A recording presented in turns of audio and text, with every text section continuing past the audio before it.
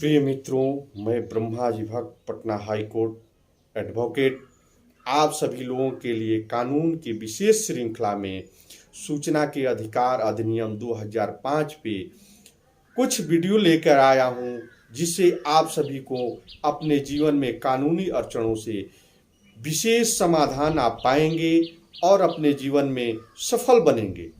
इसलिए मेरा अभिवादन स्वीकार करें और आज जाने कि आरटीआई के तहत द्वितीय अपील कैसे करें। सबसे पहले यह सूचना का अधिकार 2005 12 मई 2005 में संसद द्वारा इसे पारित किया गया और 15 जून 2005 को इसे राष्ट्रपति द्वारा अनुमोदित कर दिया गया और 12 अक्टूबर 2005 को इसे पूर्ण रूप से भारत में लागू कर दिया गया। इससे पहले भी बहुत से सरकारों ने अपने राज्य में सूचना के अधिकार अधिनियम को यह लागू कर दिए थे, लेकिन पूरे भारत में इसे लागू किया गया 12 अक्टूबर 2005 को। इसमें इसका प्रोसीडिंग बनाया गया कि आप सूचना के अधिकार हेतु आवेदन करेंगे, उसके बाद प्रथम अपील करेंगे, उसके बाद द्वितीय अपील करेंगे, लोक सूचना पदाधिकारी के पास आवेदन करेंगे, उसके बाद लोक सूचना पदाधिकारी से वरीय अधिकारी होगा उसके पास प्रथम अपील करेंगे। तो ऐसे और उससे राज्य आयोग और केंद्र सूचना आयोग, ये दोनों राज्य से संबंधित अगर ये विषय है, उससे संबंधित आप सूचना प्राप्त करना चाहते हैं तो राज्य आयोग को सूचित करेंगे, राज्य आयोग से डिमांड करेंगे द्वितीय अपील से संदर्भित। अगर केंद्र से संदर्भित कोई बात है या विषय है या सूचना है तो आप केंद्रीय सूचना आयोग को द्वितीय अपील करेंगे। इस प्रकार द्वितीय अपील जब भी प्रथम अपील आप करते हैं उसके 30 दिनों के अंतर्गत आपको कोई सूचना प्राप्त नहीं होती है तो आप द्वितीय अपील 30 दिनों के प्रथम अपील के 30 दिनों के बाद आप द्वितीय अपील कर सकते हैं। तो द्वितीय अपील जो है, आपको सूचना प्राप्त नहीं हुई है या आप प्रथम अपील किए हैं, उसके 30 दिनों के बाद आप 90 दिनों के अंतर्गत आप द्वितीय अपील कर सकते हैं। तो आपको इसके द्वितीय अपील के लिए समय सीमा 90 दिनों का निर्धारित किया गया है। इस प्रकार आपको 90 दिनों से किसी विशेष परिस्थिति में 90 दिन से अधिक हो जाता है तो आप द्वितीय अपील राज्य आयोग या केंद्रीय सूचना आयोग को अपना अपील करेंगे और उससे विलंब होने से संदर्भित समस्या अपनी बात को बताएंगे। उससे राज्य आयोग या केंद्र आयोग अगर संतुष्ट हो जाता है आपके बताए हुए कारण से, वह स्पष्ट समझ लेता है कि यह जो कारण है स्पष्ट है विलंब होने का, तो वह 90 दिनों के बाद भी आपकी अपील को एक्सेप्ट कर लेता है।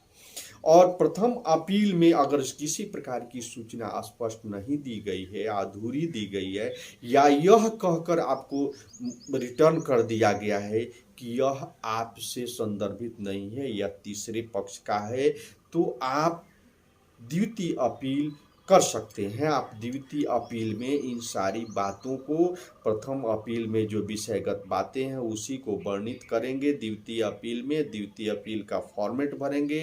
द्वितीय अपील के फॉर्मेट आपको राज्य सरकारों के द्वारा, केंद्र सरकारों के द्वारा, केंद्र सरकार का अलग अलग इसका फॉर्मेट हर सरकार द्वारा बनाया गया है। उस सरकार को आप उस फॉर्मेट को आप हिंदी में या इंग्लिश में या जिस राज्य सरकार की आप जो क्षेत्रीय भाषा है उस भाषा में आप भरकर द्वितीय अपील राज्य आयोग को या केंद्रीय सूचना आयोग को करेंगे। वहां से आपको सूचना प्राप्त हो जाएगी।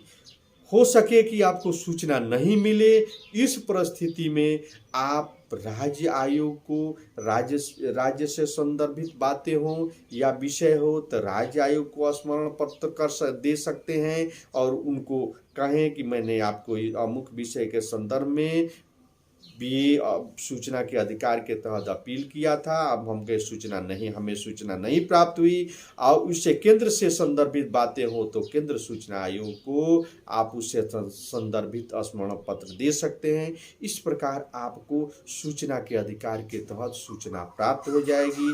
किसी विशेष परिस्थिति में आपको सूचना नहीं प्राप्त होती है तो इसके लिए आप राज्य से संदर्भित बात हो तो राज्य की हाई कोर्ट में, और केंद्र से संदर्भित विषय हो तो आप सर्वोच्च न्यायालय में रीट कर सकते हैं और वो अपनी समस्या को रखकर आप रीट के माध्यम से डिमांड कर सकते हैं कि हमें सूचना प्राप्त करने के लिए ये रीट पे कार्रवाई की जाए। अपने आप जो भी आपके अधिवक्ता है, अधिवक्ता महोदय से अपने बात को रखवा सकते हैं।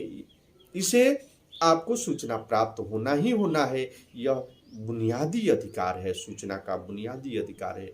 लेकिन कुछ ऐसे विषय हैं जिन विषयों पे आपको सूचना नहीं मिल सकती है। उस विषय को मैं कल बताऊंगा कि कौन कौन सा विषय है जिस पे आपको सूचना के अधिकार 2005 अधिनियम के तहत आपको सूचना नहीं प्राप्त हो सकती है।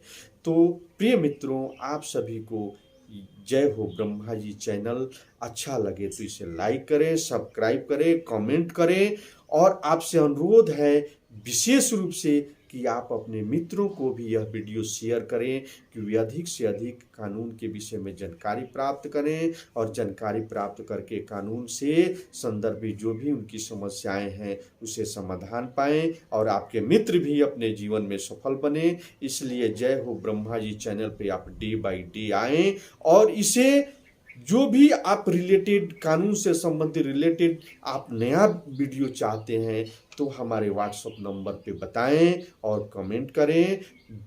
आप सभी को मैं अपने हृदय की गहराइयों से बहुत बहुत धन्यवाद देता हूं कि आप चांद और सितारों की तरह चमकते रहें और आप अपने जिंदगी में बुलंद हौसलों से आगे बढ़ते रहें। जय हिंद, जय